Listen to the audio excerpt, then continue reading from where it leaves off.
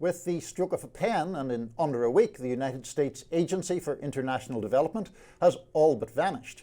USAID has gone from a force of 10,000 to under 300. USAID officials were also told on Thursday that about 800 awards and contracts administered through the agency were being canceled, per the New York Times. The moves also came just one day before almost all of the agency's direct hires, including its roster of foreign service officers, will be put on indefinite administrative leave. Almost all contractors will see their work orders terminated. Foreign service officers will have 30 days to return to the United States. A couple of unions representing USAID employees on Thursday filed a lawsuit over the cuts against President Trump, Mr. Rubio, and Treasury Secretary Scott Bessent, along with the agency, the State Department, and the Treasury Department. The suit argues that the reduction in personnel and the cancellation of global aid contracts is unconstitutional and violates the separation of powers.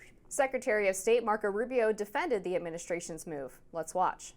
This is not about getting rid of foreign aid. There are things that we do through USAID that we should continue to do that makes sense. And we'll have to decide, is that better through the State Department or is that better through something, a reformed USAID? That's the process we're working through. There are things that are happening at USAID that we should not be involved in funding or that we have a lot of questions about, but they're completely uncooperative.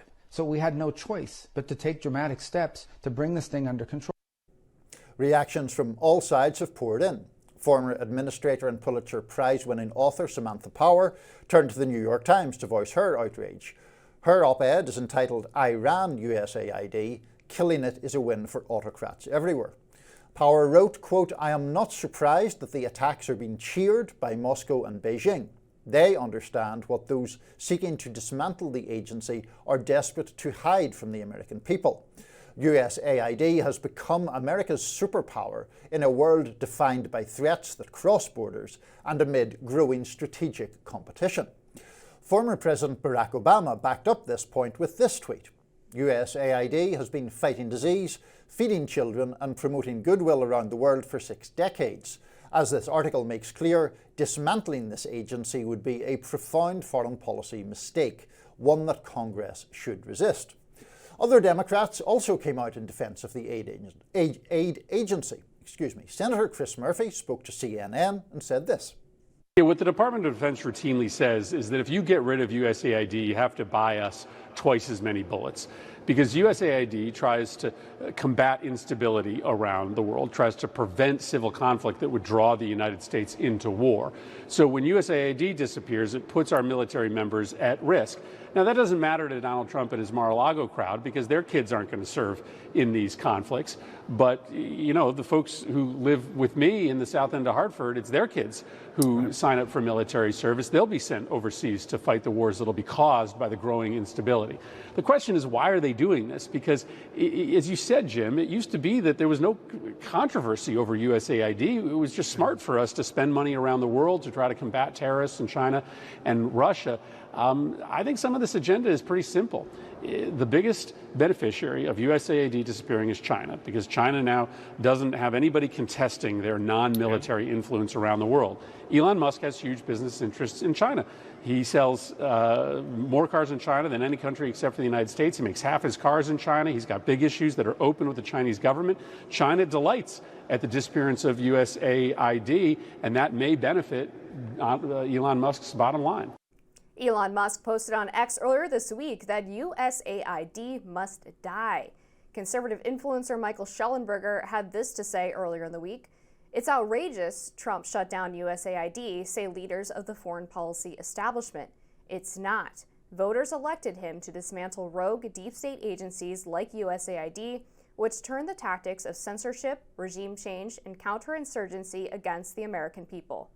This is not the first time an administration has tried to shrink USAID. Under Democratic President Bill Clinton, his then Secretary of State, Warren Christopher, proposed a plan to eliminate the independent agency, and its duties would then be absorbed by the State Department to reduce redundancies.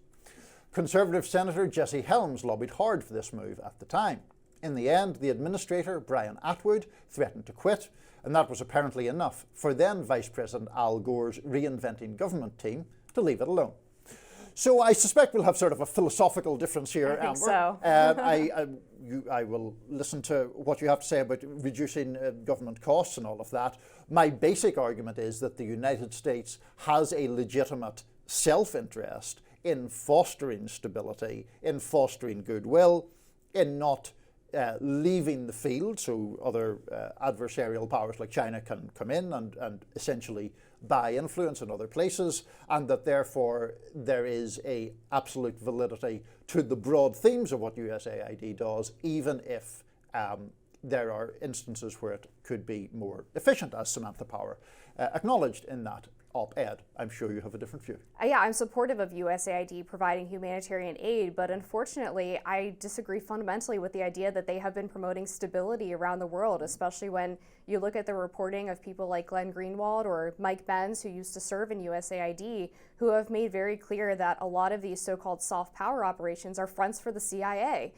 When the CIA determines that an operation is too dirty, that even they can't have their fingerprints on it, they go through USAID, they use their broad pool of money provided to them by Congress, and in some cases they use these operations, like some of the things that have been criticized for being wasteful spending by the current administration, to recruit local political activists to take on regime change measures, to go against stability through the form of taking out elected governments. So the idea that USAID is like the only thing stopping the US from going to war in some of these regions, I think is fundamentally flawed. Well, I haven't read the Greenwald reporting or the other person that you mentioned. I am inherently skeptical of the kind of Schellenberger, it's the deep state trying to kill us all kind of approach. But I do think that there is an issue in USAID and in general in these debates about information being presented in a way that is somewhat disingenuous. So, for example, the White House Press Secretary Caroline Leavitt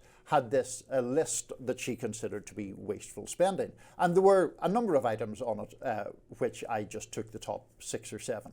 So just to take one as an example, she complains, in her terms, about $500,000 being spent for a group that wanted to prevent or solve sectarian violence in Israel just 10 days. The money was given just 10 days before Hamas's October 7th attacks. Now, the money was given to a group in Israel, in the city of Lod, actually.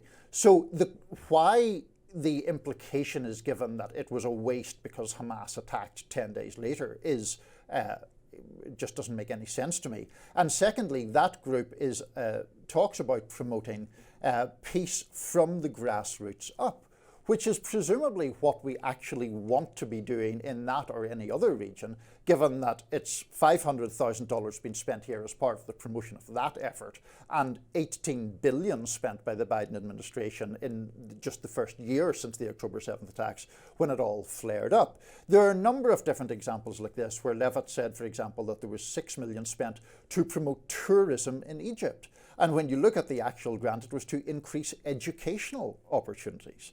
And there is obviously a linkage between lack of opportunity, poverty, etc., and instability. And the United States, as I say, has a legitimate interest in trying to prevent those things. But the question then is, what education are we talking about? Is it things that most Americans would consider actually useful, or is it awash with DEI and LGBTQ initiatives like a lot of these grants were, like $39,000 for a book festival seminar about gender identity, or $48,000 to educate Polish youth on how to be LGBTQ, $70,000 to promote DEI in Ireland.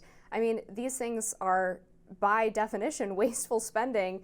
And when you're talking about American soft power, I think it's fair to say that what USAID is spending its money on in promoting certain American values abroad should be consistent with the administration's foreign policy, which is why it makes sense to me to move USAID closer under the State Department so that the Secretary of State and thereby the executive have more discretion over where that spending actually goes. And really, this is Congress's fault if we really look at it, because Congress gives a lot of money to USAID that does not specifically state what programs it is to be used on. They explicitly give a lot of discretion to the executive. Byron York, who is the chief political correspondent at the Washington Examiner, has been covering Congress for a long time, points out Congress does not specify every line item of USAID or state spending. In some areas, it gives them big chunks of money and gives them discretion on how to spend it. So that means Trump does get to decide whether or not these programs are consistent with his view of foreign policy or the view of American foreign policy. Well, first of all, on the issue of congressional line spending, I'm very glad that Congress does not allot every single grant. I do not expect a congressman representing anywhere in the United States to be the best person to adjudicate where money should be spent in Guatemala or Somalia or anywhere else. So I think it is appropriate that that responsibility should be devolved toward people on the ground. That's why USAID, in addition to its American employees, has a lot of local employees as well. Also, in relation to, looking at this grant or that grant, $48,000 was one of the grants that you mentioned. I mean, that is such a minuscule amount of government spending. I have bigger ones if you want to. No, I'm sure you do. But I mean, the point is that to look at every single example of government waste, we would obviously be looking at all of the departments, very much including the Department of Defense and other places that are, I think, less alluring targets for conservatives a lot of the time. You could save these kinds of sums very easily. And the argument from the Elon Musk and Trump wing is, let's just trash the entire agency. Let's just get rid of it, essentially. And I think that is a foolhardy measure that will have detrimental effects on the United States itself. Well, I mean, 48,000 isn't a lot, but 20 million for an Iraq Sesame Street show is $5 billion in 2014 to ignite riots in Ukraine is a lot of money. And I think it is fair for Caroline Leavitt to point out the fact that we've spent millions, if not billions of dollars on supposedly promoting peace in the Israel-Palestine conflict and have gotten effectively nowhere with that goal. So I think that is a waste of taxpayer money. And I disagree that Congress should devolve responsibility for this spending to the executive, because this is the whole reason we're having this debate is because the aid and where it goes changes over from administration to administration. And people don't like now that there's a Republican president who has different policy priorities than they do and doesn't want to export left-wing social engineering to the rest of the world. But the same thing would happen then when Congress flipped, though. Right, but Congress is elected, right? And so we're giving all this authority to unelected bureaucrats. At least that's how it was under Samantha Powers as USAID. I think that if the executive is going to have control over these grants, then they should have a stronger hand in actually determining where they go, rather than leaving it to unelected officials within USAID. But if Congress were to do this, people could vote directly for their representative that they feel is going to have the most judicious use of their taxpayer dollars.